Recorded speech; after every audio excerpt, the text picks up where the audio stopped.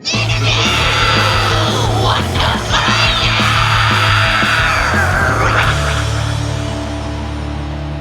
this is Vicky from Sicksense, and I'm listening to Interview Under Fire. Are you?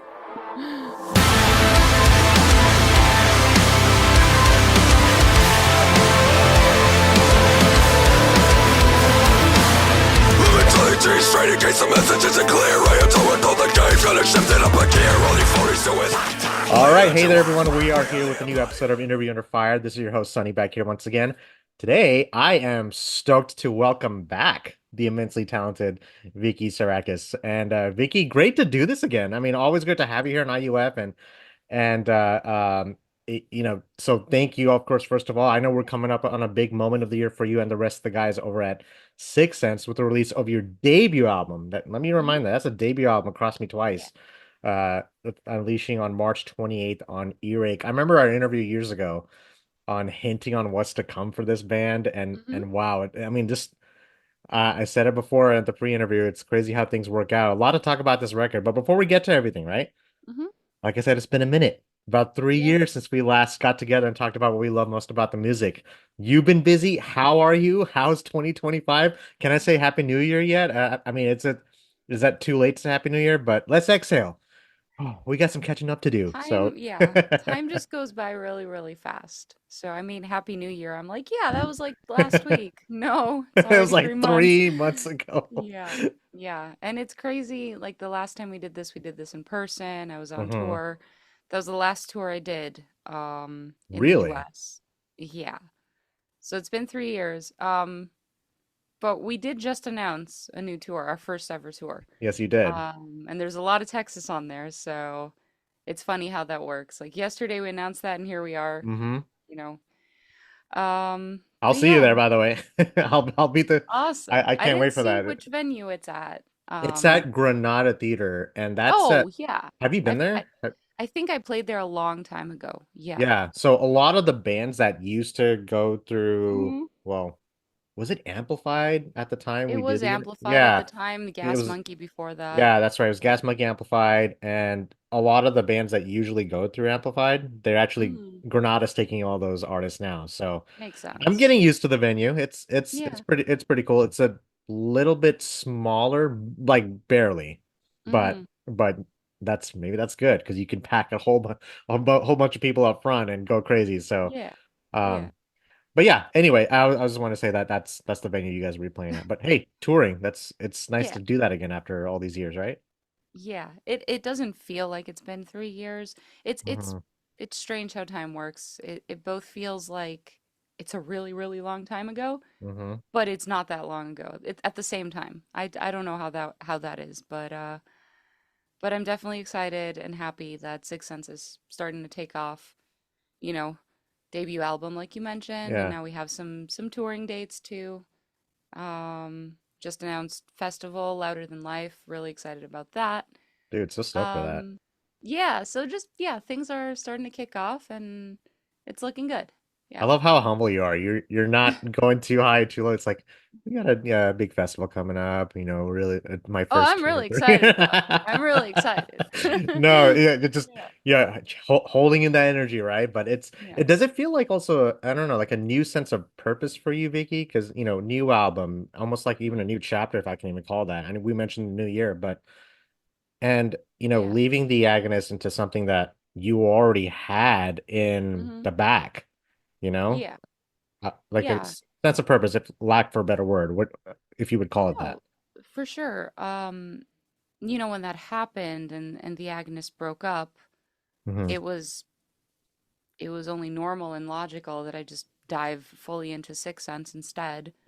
That being said, I had a lot of people reach out and possibilities of, joining other bands and or starting other projects at the same time. And I was just kind of feeling that I've been doing that already for a minute. Like, well, Sixth Sense Sure. wasn't very demanding at the time. It was strictly studio. We weren't touring or anything like that, but I just felt I didn't want to overwhelm myself and I just I shot down a few other things that were possibly going to happen and I Yeah. just put all my energy into Sixth Sense and in that sense, yeah, it did feel like a new sense of purpose, I guess, because I felt like I was spreading myself everywhere, like just doing Sure. too much all at the same time. And I saw the benefits of it in terms of just growth and audience and my name getting out there. But at the same Hmm. time, it started feeling like it was consuming me a little bit too. So um, I still feel like I'm being consumed, but now it's just by Sixth Sense, so it's okay. It's a little more focused. You know what I mean? We're gonna be throwing puns around throughout this entire conversation, by the Yeah. way. But it's I appreciate you sharing that too, because I remember one thing about our conversation, and I'll probably be tapping back to that a lot too, because as I was talking to you, it really felt like you were on this neck break pace, like for even years prior to that, because COVID hit. I think it was Hmm. only like 2.5 years old at that time, and it was kind of exhausting. I even told you, man, I don't even remember that day when we sat down. I was like, hey, I know it's in between sets. Let's take a time to relax. Yeah. We We had a grabbed a beer, beer. I Yeah, think. yeah. Yeah, it I've was never had a beer cool. during an interview. That was the only time I've ever had it. So another reason why that's one of my favorite interviews ever, because you just like I said, you got me out of my shell. But That's it so really cool. but now that I'm hearing this from you, it does feel like I can tell there's a new sense of passion. Mentioned the sense of purpose, but there's also that sense of passion too. I do want to keep the spotlight on you because I feel like you've been at this for what, nearly 20 years? More than that. Just in Well, singing and just yeah. Professionally, I would say professionally more like 12 years, but okay. I've been singing Still, my whole life, so yeah, and I don't care who you are. It's not easy to do that for as long as you have to accomplish for what you have done in that time frame. I know I mentioned the Agonist, Eve. I know you've done guest vocals for like bands like Epica, I think Daylight, yeah. Misery, Edge of Romance, Call of Duty, Black Ops 6. I mean, no big Yeah. deal, but I mean, oh, and you were nominated for a Juno. Okay, so I'm listing Yeah. I'm listing all these things out. Are you someone who looks back on the early days when all this began for you because you have come a long way? Hmm. I do. I do. It's the thing I was saying too previously that certain parts of my life feel like they were like both a really, really long time ago, but Hmm. also like feels kind of like yesterday too. Yeah, Um, I do, and I think I do that more so when I need to kind of give myself a break, so to speak, and just because this is one realization I've had, is that we always look up, we always look forward. We don't really, I don't like to say the word compare, but a lot of people compare themselves in this industry and not necessarily in a malicious way or uh, like animosity or anything like that. It's just more like you might look at other bands and you're like, "Hey, we were once at the same level or we started around the same time, but these guys are all the way up there and I'm here," and sometimes that messes yeah, with your head. But it's like I think it's really smart and mature to also look down and not look down in a negative connotation, but like, well, but look at where you came. Like, there's other people that never even made it like 5% to what you've done. So I think context, like, keep that in mind and just stay true to yourself and keep doing what you're doing. Um, and always, I think the thing that keeps me grounded is to make sure that I enjoy what I'm doing and I'm not just someone's, I guess, vehicle. Like I'm not just a singer that is just singing other people's songs just to make them happy. Like I have to make sure I'm happy too. sure. So, I forget what the original question was, No, but you're just like me because it stems from, you're putting a lot of hard work and dedication to this craft that you've pretty much created. And, you mentioned the timeline. Oh my gosh, I see it behind you. This timeline of just, when you first started professionally or whether it's just singing in general. I mean, it shows growth. yeah. And you also have this. I don't know. I don't think we talked about this last time. You have this immense range, Vicky. Like, holy shit. I mean, if anyone doesn't know, please go check out her entire discography. I mean, I don't know if you get a chance to talk Thank about this, but your influences, whether they're personal or you. Hmm. professional, who were they, and what do they mean to you? If you want to keep that brief. Um, I don't don't know. I mean, I have a few like influences I like to consider the very early days, because I think those are, I guess, the ones that we cherish a little more, like the first Yeah. bands and artists we discovered in our teenage years or maybe even prior to that. Whereas now I think if I discover a new artist like in the last 10 years, I'm like, yeah, that's sick, Mm-hmm. but like we're the same age. I can't name you as an influence. Or sometimes they're younger than me at this point. It's Isn't that weird. weird too? Also. Yeah, so weird. Um, but yeah, I definitely Evanescence was definitely probably the biggest one. Amy Yep. Lee, just right place at the right time. I was like 13 or something when they started, Yeah, I was that same when I age too. discovered them. He's just going crazy It's now. all He's good. Is he good though? I think if he wants to. Oh, he's a very good boy. It's Oh, just good. it's very windy, and the sound of Oh wind yeah, drives yeah, him yeah. crazy. Yes, yes. We had that too a couple days ago, and that was ridiculous. So. Yeah. Um, so yeah, definitely Evanescence. A lot of those new metal bands at the time, like Yeah, Linkin Park and Limp Bizkit and all that. That was like a sound, Corn, that I definitely got me into, heavier stuff afterwards. Um, you're describing my teens. Holy crap! I'm in my mid yeah, 30s, and those are like the bands that like I grew up listening to. yeah, yeah, So. yeah. And aside from that, there were I have a lot of non-metal influences too, like Tori Mm-hmm. Amos, one of my favorite vocalists or songwriters as well. Um, R&B, like I love R&B music, 90s R&B. That's And then important. yeah, yeah. And then I think it's fairly obvious, like with if you see like what I've done, and obviously like the whole melodic death metal scene from Sweden afterwards, discovering In Flames and Dark Tranquillity and bands like that. Um, so I just think it just my influences. I think they're so widespread in all these different genres that it's really hard to just be like, yeah, I love this genre and I'm loyal to it and there's nothing like that. Like I think there's good music, there's good bands and good artists in every genre. Yeah. Do you have an I don't know. I know you said there's no way to like just pinpoint just one artist, but what would you say is like the I was gonna ask what was the first album you ever bought? Do you have that album and does that serve as like I don't know something that you look you carry your influence from something like that? I don't think I honestly think the first album I bought, it's the first one I remember like Uh-huh. buying for myself was Tupac, I think. So Wow. I Okay. mean, I can't let me just let him Not completely out of left field, but there go. he's good. He's getting a little angsty. He wants to pace around the entire house Yeah. now, not just this little room. Good. So yeah, Do I you do you wouldn't still have that album with you? I don't have it with me because like I was we Okay. moved to Greece when I was like 10 years old and a lot of like my stuff got moved over there. It's probably Okay. still there somewhere in a Uh, in a box, you know. okay, Um okay. yeah, but I was like I don't know, 6 or 7 or something. I bought it for myself. I don't remember. Man, I was Honestly. definitely not that age when I bought my first album I ever bought was I think was I'm just gonna put this out there. It was the Yeah. edited version, which I didn't even know those existed at that time, was the edited version of Take a Look in the Mirror by Korn.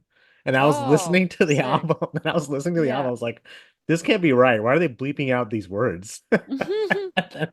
And then, of That's course, so a funny. friend of mine's like, hey, no, you got to go to this other CD warehouse place across the street that Yeah. has like the explicit stuff. And I'm like, oh. So I Yes. keep that record just for myself, just for Yeah. shits and giggles, like because that's don't That's buy that's don't. funny for I didn't sure. even know that was a thing. Like Walmart Yeah. sold it. Yeah. And when Anyway, I yeah. say that like okay, I bought it for myself. Obviously, I wasn't like a 6-year-old just walking around a record store on my own. I With was your like, no, I think Walkman and yeah. yeah, no, I think I was with my mom and we were shopping. It was a Target or a Walmart or something, and just walking through the entertainment section of that store. I think it was probably his album at the time that had just come out. hmm And I was really into hip hop again, like 80s, 90s hip hop, just the best hip hop. So I think I was just like, yeah, I want this album, and I picked it up. So this was way before like I even discovered rock or metal music, you know. Um, I was just kind of listening to what was on the radio, and being in Chicago at the time, like Yeah. hip hop, rap just pretty much dominated the radio. So, yeah. Man, I feel like we've been so nostalgic, like just talking about the music that we grew up listening to in the 90s. Like, hey, Yeah. I listened to the new Six Sense album. Like, I'm gonna get to that in a bit because Yes. we're talking about reminiscing. One of the things that really brings out the best in you is that live presence. I'm gonna switch gears here because of course, last time I saw you was 2022, and that was my favorite shows that year. But what is it about live music? Hey, 3 years, right? Since Hmm. you toured. What is it about this that really brings out the best in you? Because I feel like out of anything you've done in your life, Vicky, this is where you really are in your element. The way you're interacting with the fans, just the back and Yeah. forth, and it yeah, you Hmm. were probably drained by the time we did the interview, but that's because you were so just into it and you were in Yeah. that zone because Yeah. fans actually get to feel your personality from the stage. Yeah. That's super cool. Thank. Um, I find it really strange that I hear that. Like I've heard that from multiple people, and I've had people come up to me too and just say like that like I don't know, they weren't they were like they liked my music on record, but now they're like super fans after Hmm. seeing me live. And I just I find it really strange because I feel like I give so much on the record too, like I'm a perfectionist, but I just think there's something about live music and feeling it in the moment and the ambiance and all that, that the adrenaline, that maybe the type of music that I create just hits harder for some people when they hear it in a live setting. Combined, I think, with the presence, the energy on stage, which is very strange for me because when I first started playing shows, I, I'm pretty introverted and pretty shy, so like I definitely was not who I am today. Um, and I think that I figured out relatively early that I'm never going to be this like typical rock star that you see like with all the moves and everything just like syncopated and speeches Hmm. and stuff like that. Like I can't do that. I'll go off a script, so I don't even write a script. You know what I mean?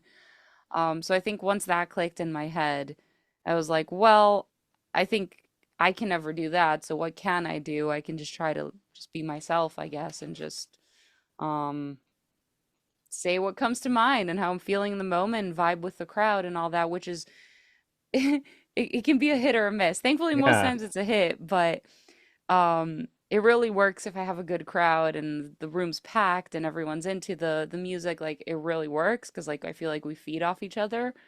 Um, I haven't played a show in a minute where like I don't know, there's like 10 people there and I have to try and like make something out of it. I hope that doesn't happen again ever Yeah. again. But yeah, I don't know. It's strange how I've become this when it's not exactly in my nature, but I made it become my nature, if that makes sense. Interesting. That's Um, a I appreciate that perspective because it's I would never have pictured myself. I don't know if this even like is in the same realm. I'd never picture myself talking to talented people like you, like on my own show 5 or 6 years ago, right? Because mhm. I was an introvert. Dude, I'm telling you, Yeah. like Yeah. it's so funny when like my friends who I went to high school with and they're like, dude, Sonny, I didn't remember you like talking this much, man. Dude, what you do is so cool. And that's kind of humbling to me. You're like, well, you don't know what to say. What do you say to that? You just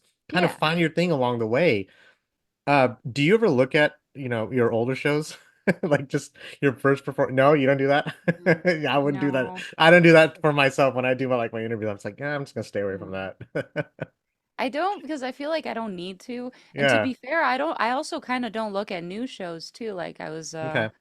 I was having a conversation with a friend about that, and a lot of musicians they like to go like, is there a YouTube clip of my show? Like I'm gonna watch it, see how it did, like how was I moving, how was I talking, and I'm not saying like I'll actively avoid them. Like if I'm Sure. tagged on an Instagram clip or something, I'll check it out. But I'm not. I remember when I first started touring, I would go on YouTube. I would type, the band's name and try and find videos and like watch them all. beginning to end. Like I was excited to do that, see how every note sounded, how everything, worked. I think I've been doing it long enough now that I just kind of know. I know when I've had a good show. I know when I've had a not so great show. I know that my perspective of it is going to be different from the crowd's perspective. So I think I just don't put myself in that situation Yeah, anymore. sure. Um, and I also it's a moment in time, like there's going to be a show tomorrow and a show after that. I think it's more so for the people that were there watching the show to have the videos, to capture it, to go back and revisit it. I don't necessarily need to see that, you know what I mean? Yeah, Um, but but again, not because I'm scared or anything like that. I think it's just I know more so in the moment of when I'm doing yeah. it. Um, Point but being, yeah, I was yeah. gonna, I was gonna, I'm gonna interrupt you. I was gonna say that you're fucking good at it. So, I'm not always yeah, no, good. you're good. I'm not always good, but it definitely does feel good sometimes if I do get tagged on something on Instagram and it's like a 30-second clip of a part that I remember being good at the show, and then I watch the clip and I'm like, "Oh yeah, it was good." It's like reassuring. Um but yeah, I don't actively do it because I also don't want to like start hyper analyzing everything and just being Yeah. like, oh, there I moved in this way when I was headbanging. I should have moved a different way or whatever. Like I know bands and artists that do that, so I feel like it would just really my overtly critical nature would kick in, and I just don't want to put myself in that position. Yeah. On the topic of, performing live, right, Vicky? Yeah. So, uh, you're gonna go on tour here. When does it start? I think it's like not too far off. Because I know you'll be here. What is it? What's the date here? Yeah, you'll be here in July. Well, actually, July. summer. Yeah, summertime. Yeah. Yeah. What are, some essentials that you have to take with you on the road? I'm gonna do a little pre-tour prep here. What's something that you have to take with you? Not everything, but what's something that's like important to you that you're able to share? Um, important. Yeah. I This don't is know if always it's an interesting question yeah. because I've had Hmm. guests who say, I take a stuffed animal with me. I take this Right. piece of fabric with me that means a lot to me when I was a young kid. It's something like that. Yeah, I've heard stories like that. I don't think I have anything like that personally. Okay. Maybe because I've never left home for like a super long period of time. Like the longest I've ever left consecutively was like I did a Europe tour and then I came home for a couple days and then I did a US tour, but Yeah, it was like 2 to 3 months tops. I've never left like 6 months out of the year, you know what I mean? So sure. maybe that's why I don't necessarily do that. I do, I will say I usually end up packing more than I need in terms of like clothing and Yeah. just accessories and all that. And I think that's just like be prepared. That's In exactly case what I like, do for any trip. It yeah, doesn't matter if it's a 2-day trip or a 10-day trip. yeah. Because it has happened to me where like I Yeah, wore something on stage, I thought it looked awesome, and then I saw it in pictures and I was like, this is more of like something I would wear every day. Don't necessarily love how it looks on stage. So it's like I'm not gonna go shopping in the middle of a tour. So like it's good to have options just in yeah. case. Once the last Europe tour I did with the Agonist, my stage outfit got stolen. It was a whole big deal. I think I remember Um, that. yeah, and Yeah, actually we did have a day off and I did try and go shopping, but I couldn't find anything. And then I just dug up this pair of like camo army style pants and I was like, well, it's not exactly the vibe that my outfit was, but it works, and I finished off the tour. So I do overestimate, I guess, what I'm gonna need, and sometimes it works in my favor. Um, and then aside from that, just the essentials when it comes to downtime, like I like to maybe bring a book or a video game if I can. hmm, Um, just like vocal stuff like teas and lozenges and whatever, just but I'm pretty simple. I yeah. don't think yeah. No, that counts as an answer. No, I appreciate Yeah. that too. Who knows? You may have something on this tour that you bring when it comes. I don't know. Yeah, I really don't know. Yeah. Yeah. Let's get to Cross Me Twice because this drops on Yes. March 28th. There's a Yes. bar you set that's pretty high. you can't even see it because it's so high. But do you ever feel, Vicky, do you ever feel any of that pressure when it comes to releasing a debut album? And maybe because you've been through this before, Hmm. does your, can I call it veteran experience help with the other members of the band as well? Hmm. It definitely has helped. Definitely in explaining things and just the stuff I know from touring, from the industry, from releases. Like, I Yeah. don't, I always make sure to not come across as like a know-it-all or whatever, because I've been in that position. I've seen people, not necessarily in my band, just other Yeah. bands. I've seen that like sunning kind of behavior, like, listen to me, I've been doing it for 20 years. It's like, yes, you have, but at the same time, the industry is always shifting and changing. So I'm not going to sit here and pretend to know everything. Like, there's certain tactics and certain things the way they used to be 10 years ago, they're not like that anymore. So I keep that in into consideration, but I do, it has helped just sharing advice and sharing kind of a perspective of someone that's been doing this for a minute. Um, Especially touring. Like, we just did two shows with Sicksense. So I don't count it as a tour, it was just two shows, but Yeah. the second night it was in San Diego. We were driving back home overnight just to not spend money on a hotel or whatever, just drive home. And we were in this RV that, you know, fits four people, but we were six people. And I wanted some people to have an option to sleep, you know? So, like, we just got in.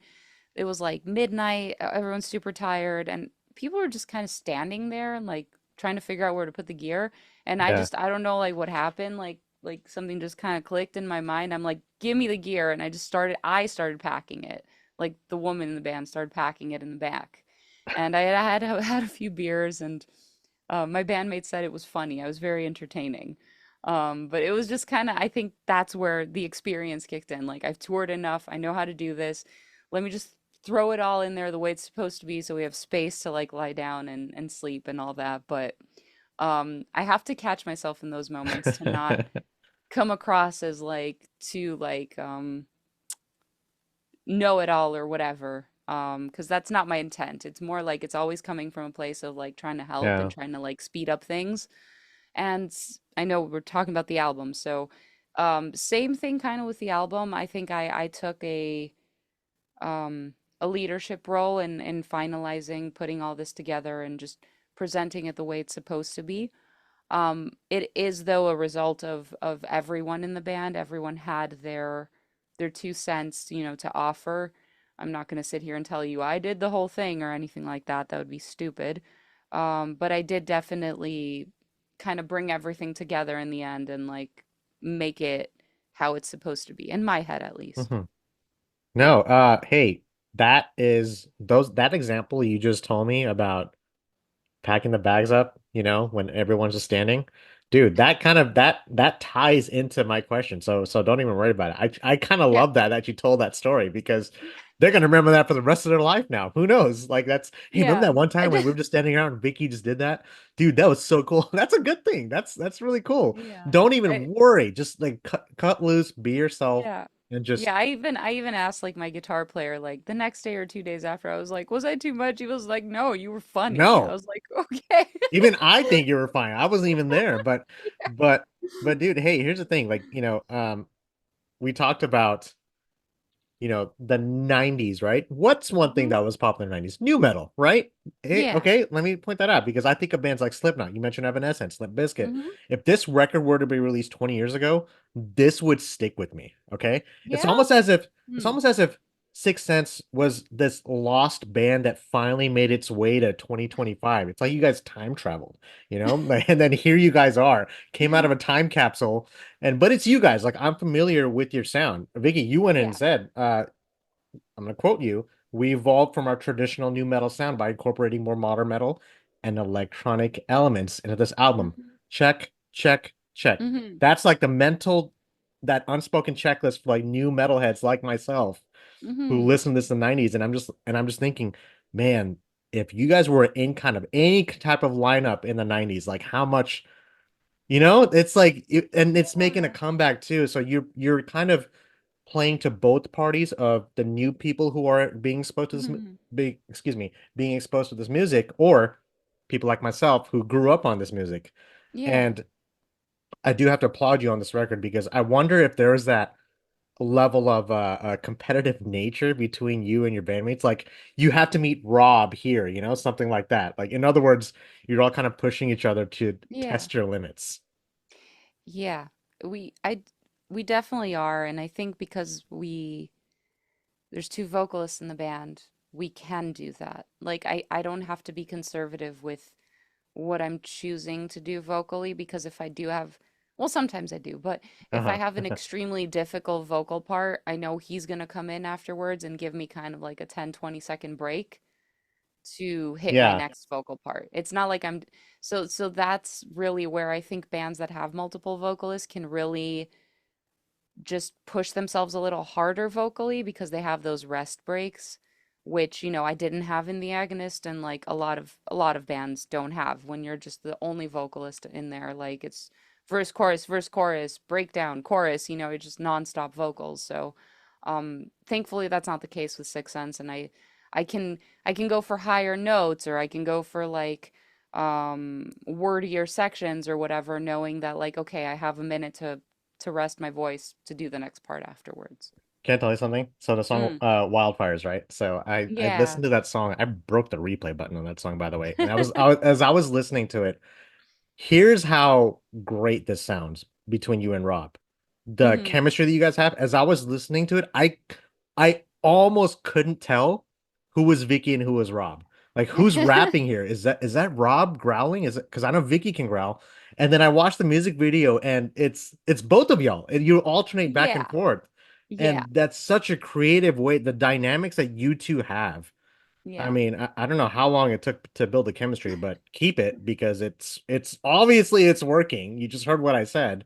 Yeah. And I was gonna ask if there was that challenges or even a convenience having two front man or front women, like the technicality between the two, if it makes it easier because you have Rob there. And even live Yeah. performances, it's like, hey Rob, you stand there, I stand here, we're gonna do a little circle, we're gonna do stage Yeah. right, things We're like still figuring that I'm out. gonna give a shout out. Sometimes I'm gonna give a like shout out to Rob yeah. as that's kind of what I'm trying to say. Yeah. But Yeah. if you wanted to add to having another vocalist with you because you kind of Yeah. just pinpointed that. Well, I think it wouldn't be the same if it were anyone else. It's different when it's your partner, Great the answer. person we've been together for like 10 years now. Wow. Yeah. Yeah, comfort, I guess, that comes with it. And when we play shows and people don't know us, like I've had a few people ask me, like, are you guys like a thing? And I'm like, yeah, we've been married for 10 years. And it's usually women, and they're like, I knew it, like because I think that translates on stage, that just like we're fully comfortable with each other. Um, and yeah, sometimes I've definitely like tripped over his mic cable or stepped on his toes or whatever, especially with Yeah. tight stages. Like we just played a headline show and it was like a nice big stage, and I think we were able to kind of show a little more like what a real Six Sense show would be like, if it was our show. Well, it was our show, but my point is, with touring, like the tour we're about to do, Hmm. first band of four, we're probably gonna have to play some tight stages, and like that's a little bit of a challenge still, like figuring that out because you have less room to work with. Um, but yeah, I just think the nature of what we're doing, it just comes across, and it doesn't feel stiff and it doesn't feel rehearsed. It's just like us as humans on Hmm. stage playing the music we enjoy, and I think people can vibe with that. Uh, uh, Speaking with vibe, Vicky, like I love our conversations. Let me know how we're doing on time because I know we're just having a Oh, ball right now. yeah, yeah. It's But cool. what's harder, opening or closing the show? Opening or headlining? Not really closing, but Um, maybe not harder, but I guess more challenging. Maybe you could even mhm. say it's more fun to open, something Yeah. like that. So here's the thing. It's more fun to open because 30 minutes you're done, then you can enjoy the rest of your night, like it's not a lot of work. I didn't even think about Um, that. That's a good perspective, yeah, actually. yeah. It's easier physically to open, but Uh-huh. it's harder mentally because you're not playing to your own crowd. You're playing to the headliner, the direct support. Uh-huh. Usually, if a lineup is successful in the way it's been built, usually that means that the higher up you are on the bill, the more people you have there for you. So uh, it's not always the case. I've seen tours where the direct support maybe drew more people than the headliner, like then that I think it's a miss whoever put the tour together, but that's a different story. Yeah. In this situation, I think with Sicksense, the tour we're doing, I think we're definitely going to have the least amount of people there for us because we're a new band and we're playing with these legends that have been around for forever. Not forever, but you know what I mean. We grew up listening to their music. So, Shoot, um, I'll bring like 10 of my friends, so don't worry. sweet. All right. When I'm there. But my point is mentally, when you're opening, it's a challenge because you're not playing to your crowd. You're trying to win people over. And I think the biggest weight is on the vocalist. It's on the front person to do that. And I've done it enough times in my life because I've opened way more times than I've headlined. So I'm pretty comfortable with it, but you have to deal with the person that's on their phone or the person that's sitting like this, not looking like they're having a good time, like you have to deal with all that. So I think you got to find a way to block it or embrace it and work with it. So physically easier, mentally harder. Whereas when you're headlining, it's physically a lot harder because you're playing for 2 to 3 times the amount of time, like an hour and a half. Yeah. Um, you have to deal with like production and sound, making sure everything's perfect because people paid money to come see you. You know what I mean? It's a lot more work, but then you're playing to your crowd. So people know your music and they know your lyrics and like the vibes are there. You don't have to fight for anything. So, yeah, they both have their Yeah. plus and minuses, I guess. Those are very good insights to I mean, Yeah. I start paying attention to things like that. As a photographer, I start looking at, okay, do I need to put this picture in the frame who's on their phone? It's like yeah, you start to pay attention to things like that. So you bring up a good point. Uh, Hmm. Sixth Sense, what a new metal name. I love that from the 90s. Like it's just Yeah. that's again that goes my point of bringing the 90s. But being in Sixth Sense, Vicky, does this allow you to maybe channel into a different part of you that you may not have been able to reach with the Agonist and other metal acts? For sure. Yeah. Also, it's the way we've built this band, and we're continuing to build Six Sense in that when you say you're a new metal band, I feel like it's the most open genre I can think of metal. Like you say you're new metal, what does that even mean? Uh-huh. Because like you have Korn, you have Slipknot, you have Limp Bizkit, you have Linkin Park. All these bands sound different, like all of them. That's true. Um, it's That not the is same true. when, yeah, it's not the same when you say like power metal or death metal or thrash. Like you know exactly what you're gonna get. So I'll just point kind of a corpse in that direction.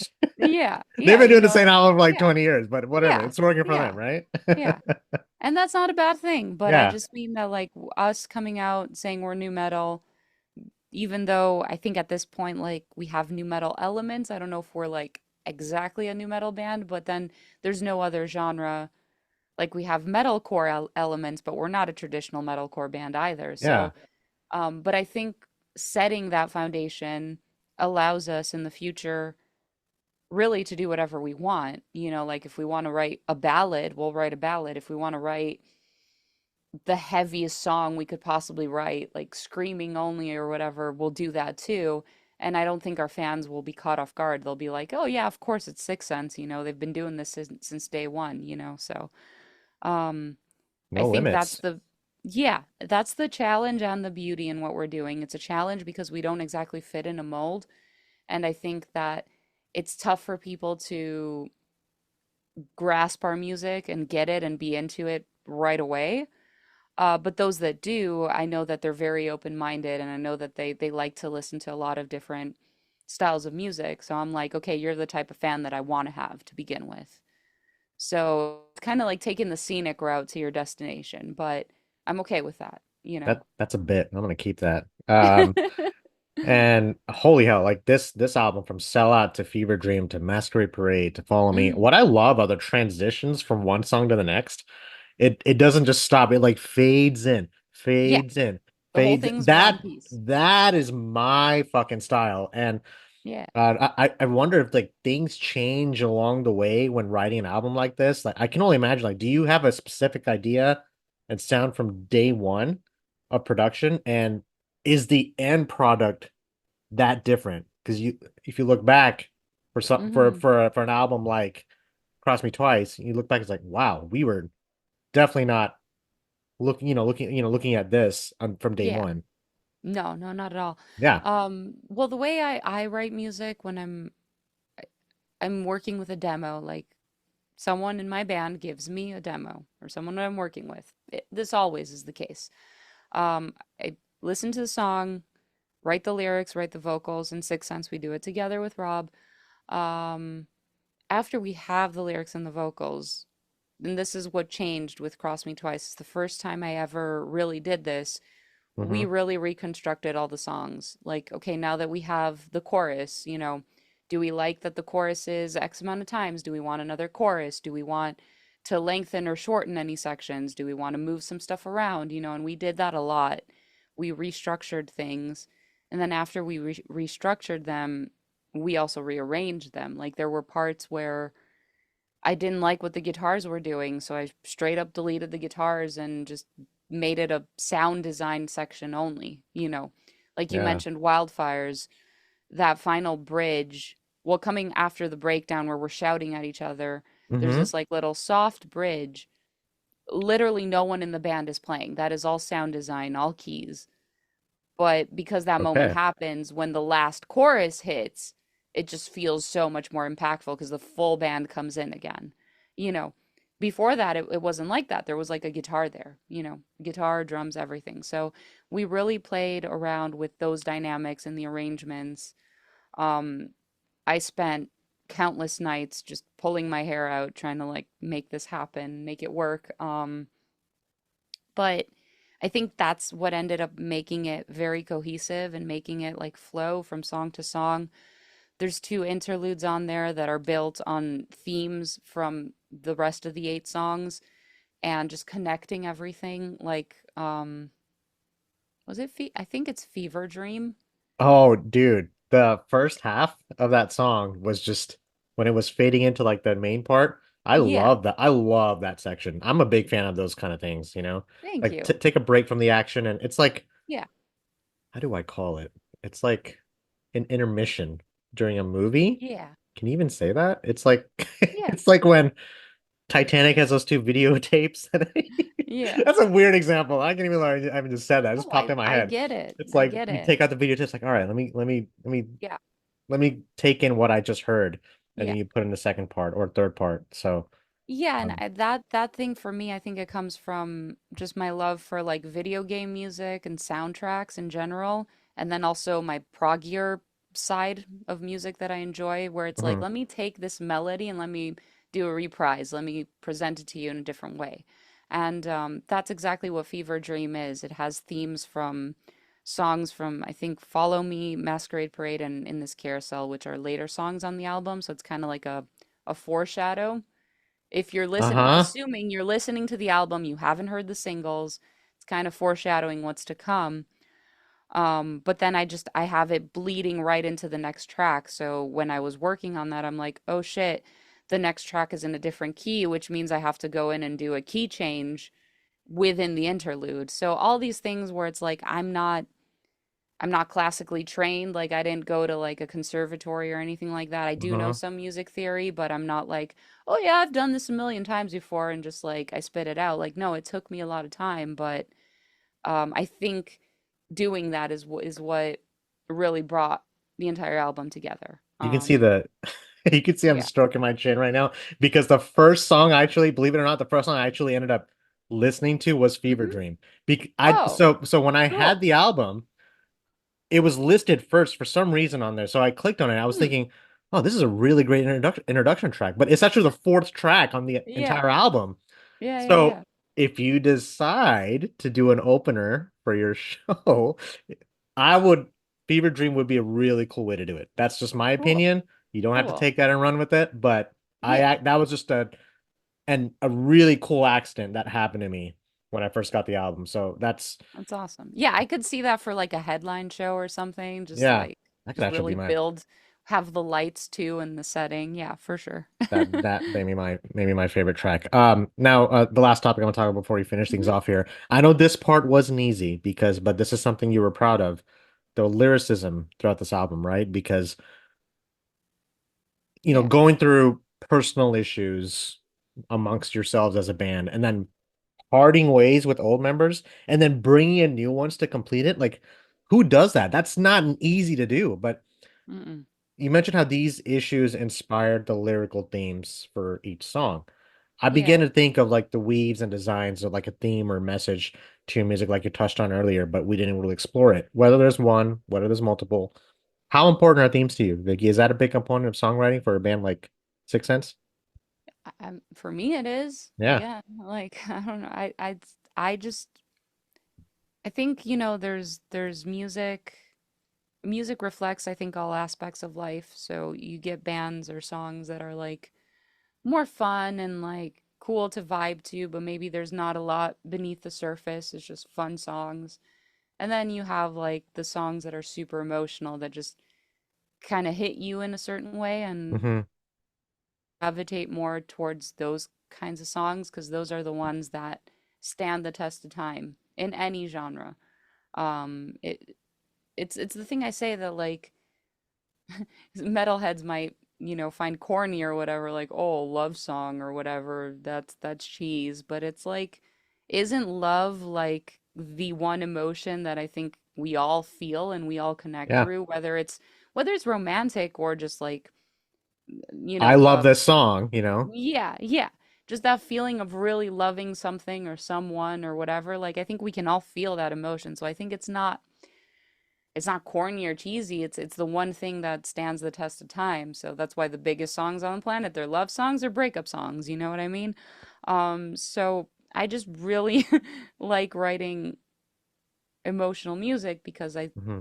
that's what it is to me. Music is emotions. So with Cross Me Twice, it was funny because some of the songs that were already written weren't necessarily about, like, they were written before what had happened, but because they were written in a way that I guess is open to interpretation or whatever, like Hmm. after the fact, we're like, well, this happened to us, and this song that we wrote like 6 months ago kind of applies to our current situation. And I think that's another thing with lyrics and themes. I think it's important to leave a little bit of mystery or like leave it a little open so that whoever's listening to the song can relate in their own way.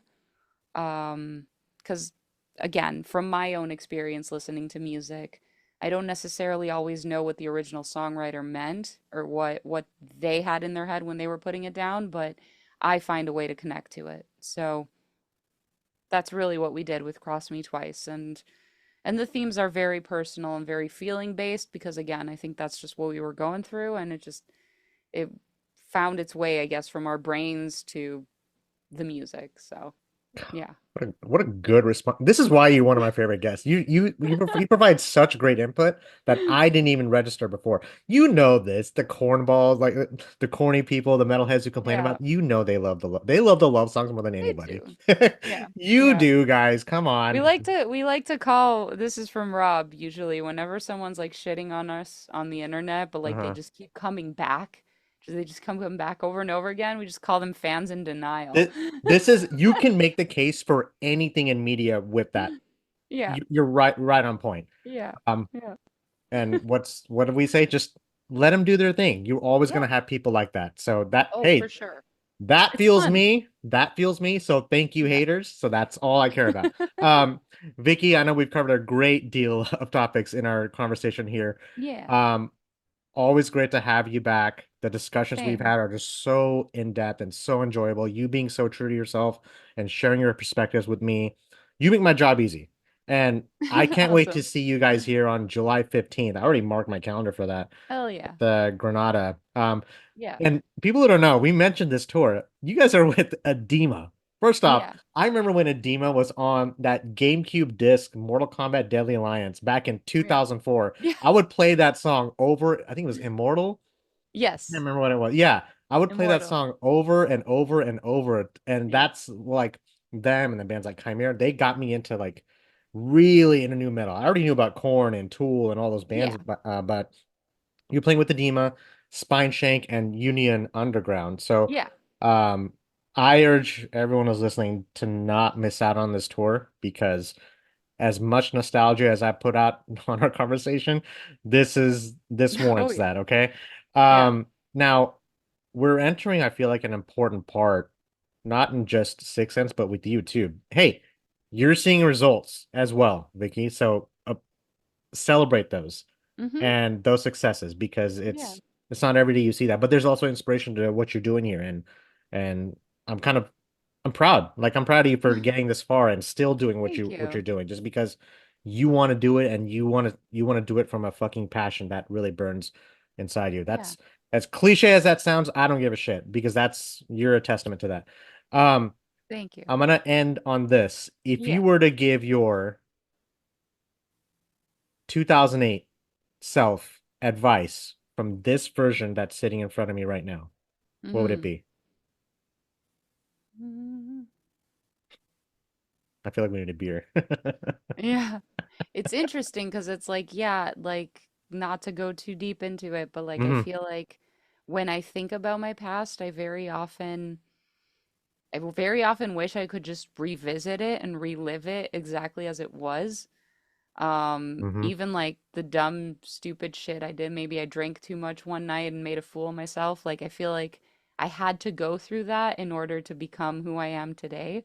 So like I don't think I would ever go back and like want to change anything, even Yeah, the bad times, you know what I mean? So I don't I think more it's more like okay, advice maybe for someone that's just starting out or just new to it cuz 2008 like yeah, I was basically 20 in 2008. So was I 20? To think yeah. about that. Yeah. I was 20. I was born in 88, so I know I was Yeah. 20. That was born in 88 too. So Oh, yes. nice. Oh, Well, there you go. of course we vibe so well. Duh.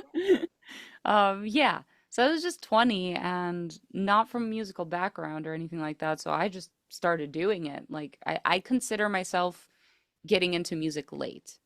Like I only started screaming when I was 25 or something. Hmm. And then I meet other people like Rob. He was screaming as a 13-year-old.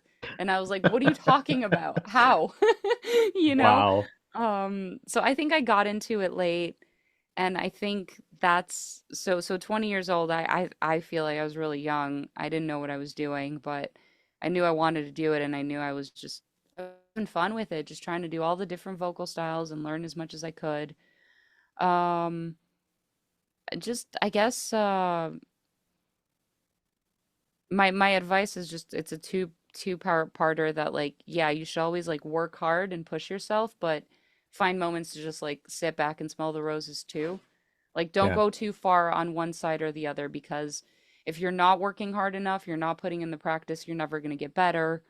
But then if you get consumed by that, you stop enjoying what you're doing. So it's about balance in life, I think, with everything that you do.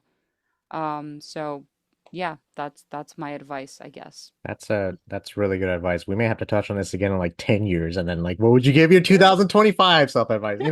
But I always think like that. There's always a balance to anything you Yeah. do. Don't go too high, don't go too low. I mentioned how Yeah. humble you are, so I love that about you. Vicky, do you have any last words, just any shout outs, anything else you'd like to plug or mention as far as Sixth Sense and the new album? Maybe a new I music mean, video. I don't know what you can I cannot say, oh, but yeah, yeah, we do have another video that's coming out with the album, I think. I don't awesome. know that we have a release date, but around the Okay. release date. So that's cool. So we got 3 weeks roughly. So like Hmm. this podcast, well, this interview will air during that week. So have some Probably surprises. video that week too. Oh Uh, yeah. yeah, Cool, no, I cool. mean we kind of covered it all. I just hope people check out the album. I hope they like it. I hope people come out to the shows and say hi and just support us. One thing I guess I could mention is that we do print our own merch now too. So Yes.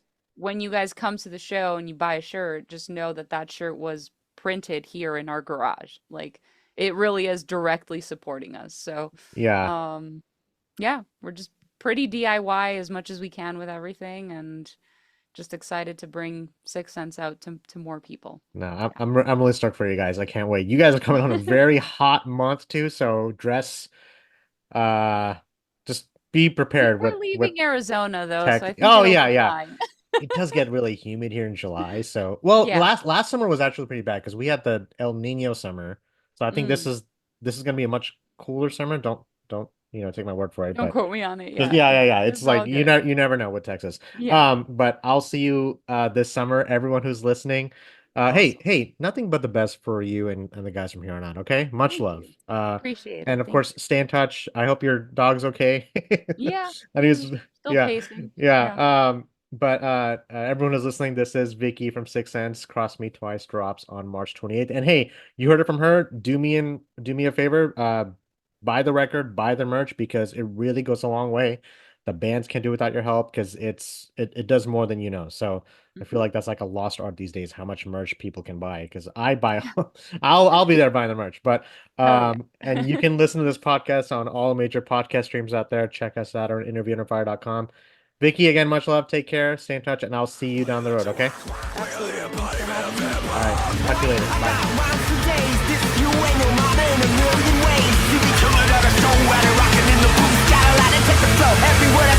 When the music's loud and you hear the sound rushing onto your brain now, so we'll take the heat, put it on beat. Hey guys, thanks for listening to Interview Under Fire podcast. If you guys liked what you heard, please subscribe and share our channel. And please leave a 5-star review as that helps us tremendously.